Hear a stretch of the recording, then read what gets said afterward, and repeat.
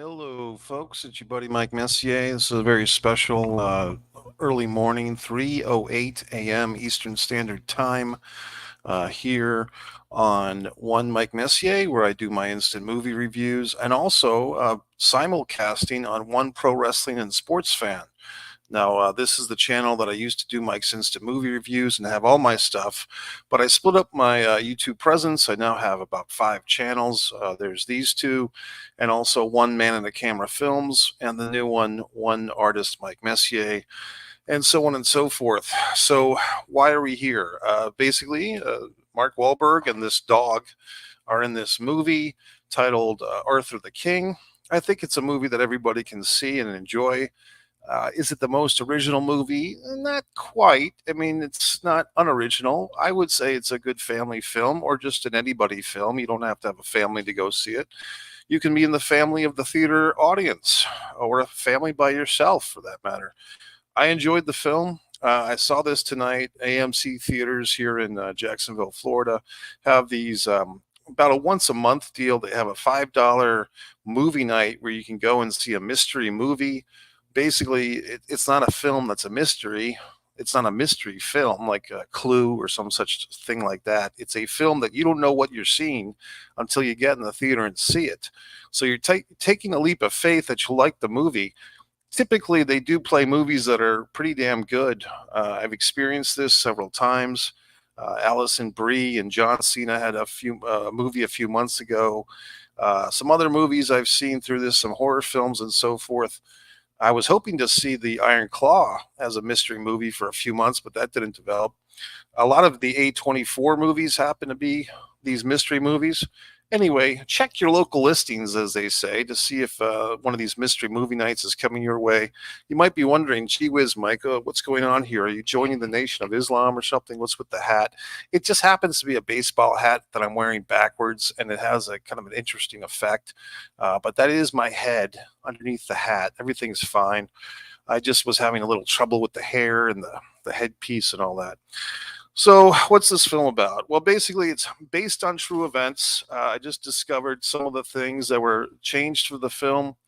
But basically, in the context of the film, we have this gentleman named Michael. He is an adventure racist, not a racist, but a racer, a racist as in he races. Not he's an adventure racist, but what do you call a racer? One who races. So he's a racer. He's a racer, I guess, but basically a foot racer, not a car racer or a plane racer, but he races on foot. And I guess this is a thing. I never knew this was a thing, but basically it's a thing where groups of 4 people go to these different countries. I guess they do this everywhere except for Antarctica. In the movie, it's the Dominican Republic, and I guess that's because where they filmed a lot of these scenes.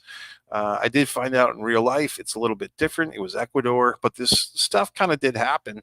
And basically, he's kind of in America. Michael, the movie begins with all these people nagging at him, Michael, Michael, Michael. Now that's my name as well, so I was having some flashbacks.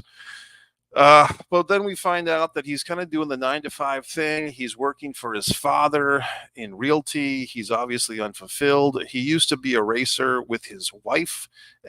There's got to be a better term for this racer, but he used to race with his wife, and now she's kind of the happy housewife. They've got this daughter that they're raising, and he hasn't really bought in yet to the wife and the picket fence and working for his father thing. He can't really deal with that, so his wife kind of basically challenges him to man up one more time, like a Rocky 5 type of scenario. Go out there, get yourself a sponsor, get yourself a team, and go race, because racers race.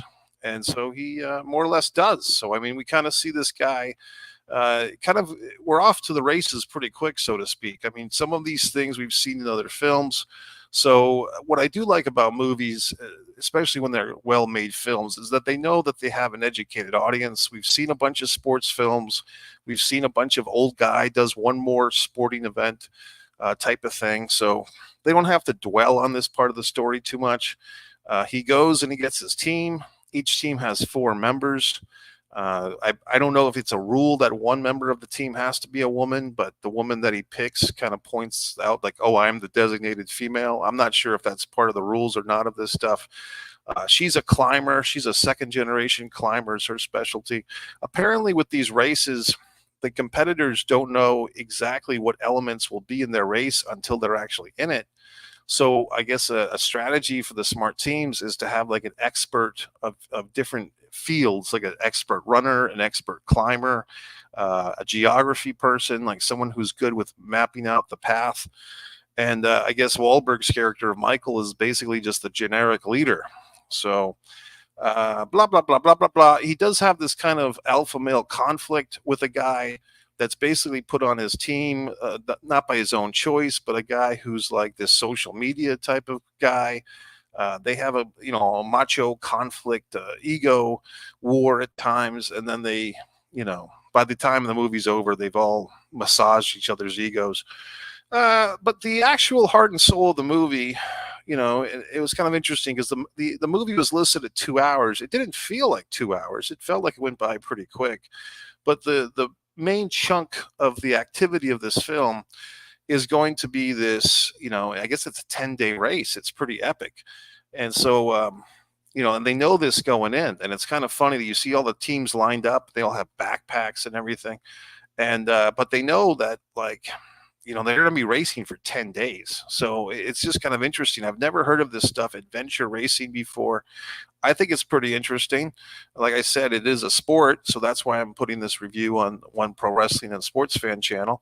And I thought it was pretty cool. I mean, and then, in the time that we're beginning the movie and we're reading Wahlberg's character of Michael and his urban or his suburban lack of happiness, lack of fulfillment, we're also meeting this poor dog who later on will be named Arthur, hence Arthur the King, our title character there. But at the time, we just don't even know what his name is or how he got to where he is. But apparently the dog is hanging out in the Dominican Republic. He's kind of a lone wolf, so to speak, or a lone dog. He looks just like kind of an American shabby dog, but here he is. He's got no owner. He's a street dog. It's a life of peril. It's a life of hunger, and so on and so forth. So the big shtick with this movie comes if you've seen the teaser or the trailer. Basically, the race has begun. Michael's team is kind of in the middle of the pack, so to speak. There's like 60 teams in this thing. They're like in 15th place or some such thing, and his team has taken a little snack break. And Michael's got like these meatballs that he eats. Now, I don't know if they were supposed to be the wife's special meatballs. Like, that would have been nice if they gave the wife like a little bit of credit. I mean, even if that's the type of thing they could have made up. Like, if it was the wife's special meatballs that he brought with him to the Dominican Republic, that'd be kind of cute. But they don't really say that. He just has these fucking protein meatballs that he's carrying around for everybody. He sees this dog and, he offers the sad little dog a fucking meatball. So of course the dog's all happy, and because this is a movie, and I guess this happened in real life too. The team keeps on trudging, and so on and so forth. And like 3 days later, the dog shows up, and the dog just pops up there in the middle of this rainstorm, and the dog is there, and the dog is like their guardian angel because. The social media guy on their team is about to go walk off a cliff, quite literally, and Arthur the dog makes the save. And so, Arthur has saved someone's life on the team, and that's nice. So, Arthur kind of becomes a part of the team. They give him some meatballs. He's having some issues. I mean, it's clear that he's injured, the dog. He has like a really nasty kind of infection on his back. But these people are in no position to help the dog right now. They're in the middle of the race, and the dog is like basically making himself a team member. And, it's kind of exciting. And the dog has found himself a family. So, our character there of Michael says that he's never owned a dog. He's never owned a pet. And so this is a new experience for him. And apparently this story, like all these things happen, and I just don't see any of it. Like all these social media things are such a big fucking deal. I always manage to miss out on. But apparently, this story was a big Instagram thing, and I just didn't know about it because They're taking pictures of the Michael with the dog. It's making headlines worldwide. Everyone gives a shit. For whatever reason, your buddy Mike Messier knew nothing about this in 2016, but apparently this was the big story that everyone's talking about, so much so that here we are making a movie about it.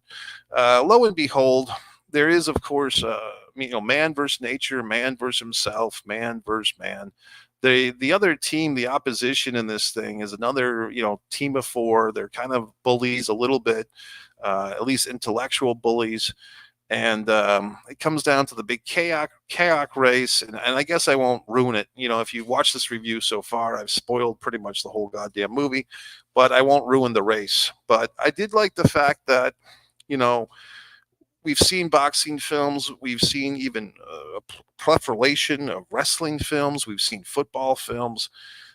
We haven't seen adventure racing, and I mean, if you think about it, how many films have you really seen about any type of cross country racing or any type of track and field? I mean, the track and field movies I can remember, there was one personal best, which was like what's that lady's name? Was it Muriel Hemingway? Like, was that her name? Like, she was like a big thing for a couple of cups of coffee in the mid '80s, or the late '70s. Actually, she's a very pretty lady, and she was in this movie about.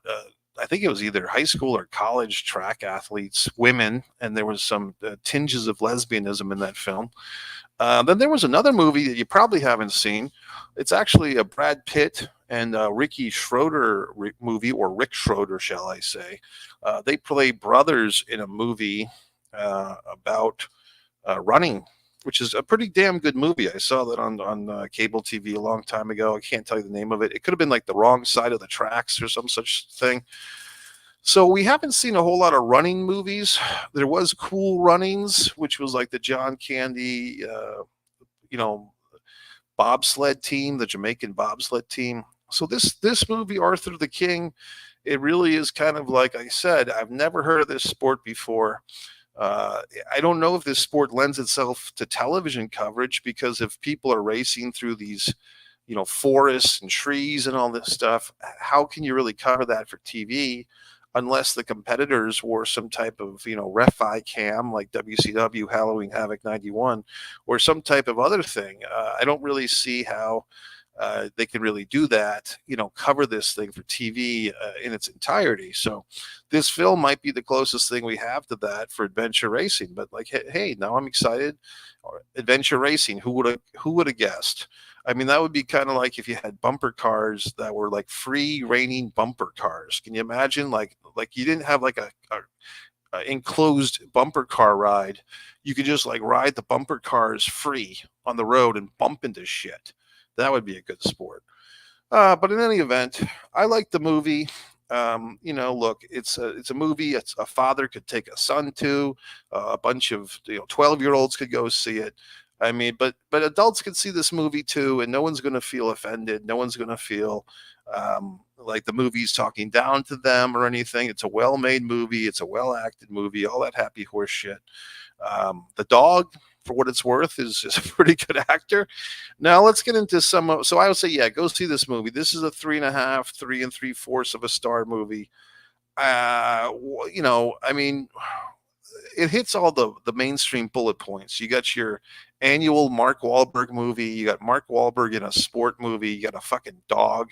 What else do you need? You know what I mean? You got nature. You got a race. You got a wife at home. That's always nice when you have a movie where like the wife is stuck at home, like checking the internet and checking her phone. Like she doesn't have to be in the middle of stuff. She's just at home, taking care of the kid. That's some old school values. So anyway, I mean, I thought the movie was good. I thought the movie was good. I enjoyed it. Um, you know, it is what it is. I mean, it's basic, but I enjoyed basic. I thought this movie was entertaining. Any critiques of the film that I have? I don't know. I mean, some of the stuff, like I said, it's kind of cliche. You know what I mean? But that's fine. But I did just check the real life story, and this is kind of interesting how movies work. So apparently, the real story took place in Ecuador for filming purposes. They did film in the Dominican Republic, so why not just call it the Dominican Republic? I'm good with that. What I thought was kind of interesting was The real life story was actually not a guy named Michael, but a guy named Mikhail. And Mikhail apparently was from Sweden. Like the real guy was from Sweden, but for the sake of Hollywood or whatever the fuck, or maybe they had Michael or Mark Rappaport or whatever this fucking name is, Mark Wahlberg, attached to this film, and they didn't think he could pull off a Swedish accent, or they didn't want to go film in Sweden, so they just make Mikhail Michael, and they just Americanize him, and they just make the guy American. And for me as an American, I appreciate that, but if I was Mikhail from Sweden, maybe I wouldn't. You know what I mean? So I mean, it's just kind of funny how American films will go a little bit, like we'll do a little bit of authenticity, like Ecuador, Dominican Republic. What's the difference? He's from Sweden, make him American. So it's just kind of funny. I won't tell you how the race ends. I'll be nice and not spoil it, but I did like how they handled that type of thing. But yeah, the movie's good. Go see it. So there you go, Mike Messier. MikeMessier.com. You can buy my book, Fight or Play Basketball, which is just go to MikeMessier.com, scroll to the bottom. The Foreign Object eBay store, all my YouTube channels, One Pro Wrestling and Sports Fan, One Mike Messier for Mike's Instant Movie Reviews and other life rants, One Man and a Camera Films for my films, Instagram, Twitter, all that horse shit. You can find me on MikeMessier.com, and that's it. So have a pleasant morning.